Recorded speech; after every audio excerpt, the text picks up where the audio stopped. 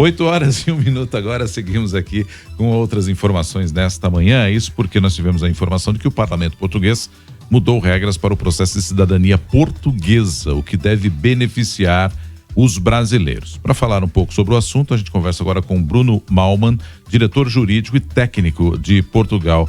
Bruno, bom dia, bem-vindo aqui ao Jornal Nova Brasil.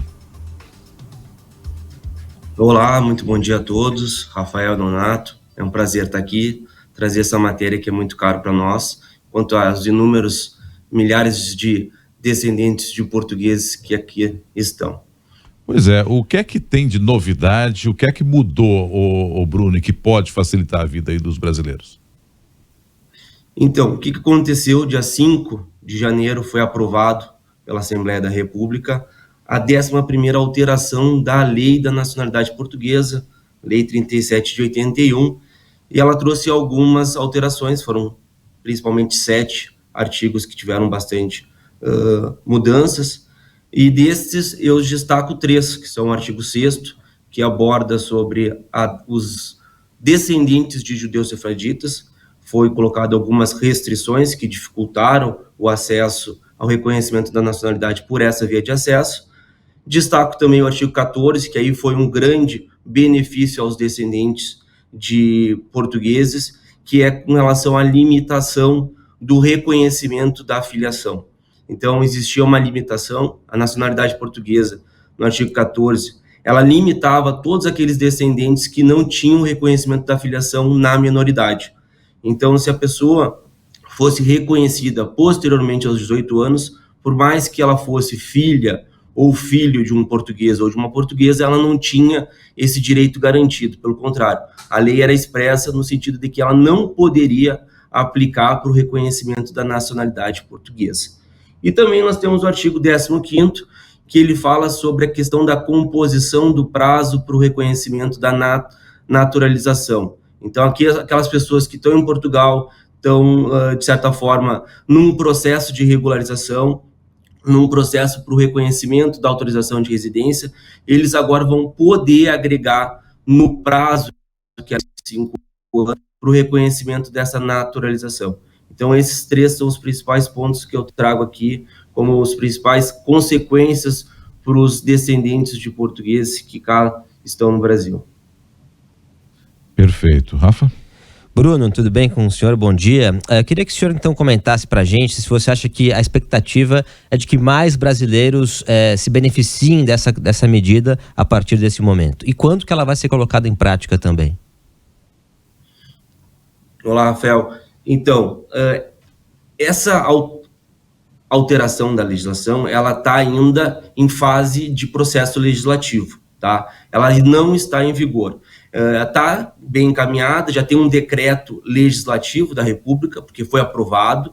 Então, esse material vai para o presidente da República, que vai poder sancionar a legislação, sancionar ela por inteiro, pode devolver, ou seja, pode não aceitar, ou pode por inteiro, ou ele pode simplesmente dar algumas recomendações com relação a algumas alterações sugeridas pela pela Assembleia da República. Então, isso ainda está em processo legislativo. Quando que de fato vai valer? Depois do presidente sancionar, outorgar a lei, vai ser para o Diário Oficial e, posteriormente, primeiro dia após o Diário Oficial, ela já vai ter validade, tá?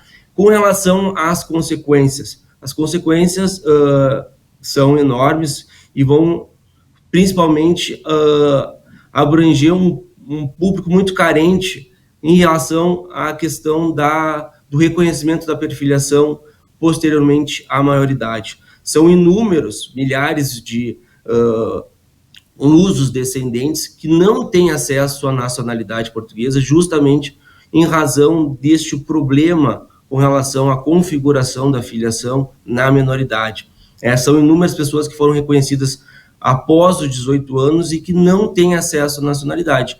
Então, essa alteração legislativa, por mais que a gente entenda que não é perfeita, ela com certeza vai abranger um público gigantesco que até então era renegado à nacionalidade portuguesa.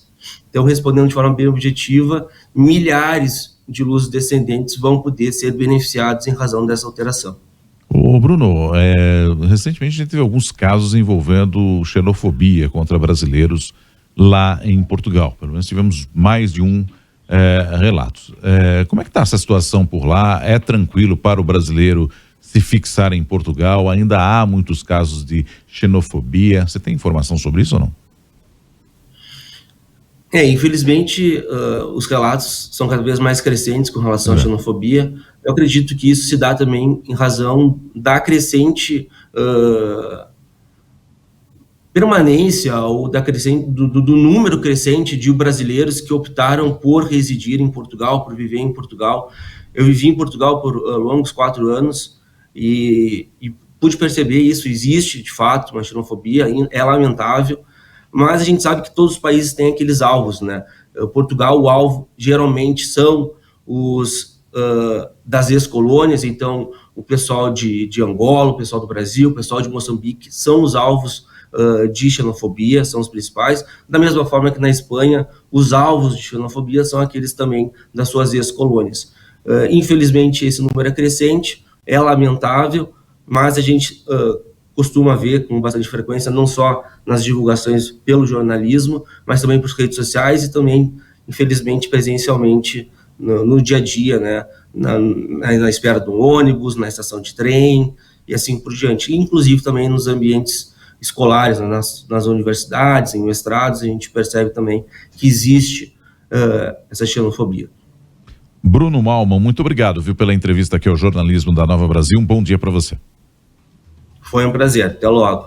Até mais. Bruno é diretor jurídico da Malman Advogados e também um especialista em cidadania portuguesa, falando com o Jornalismo da Nova Brasil. Inclusive, só para destacar que Portugal concentra a maior comunidade brasileira na Europa. São pelo menos 360 mil imigrantes, né, uma estimativa do Itamaraty. No Reino Unido, que também é a segunda maior comunidade, tem 220 mil. Então são 140 mil pessoas a mais em Portugal, os brasileiros que estão por lá, Rafael.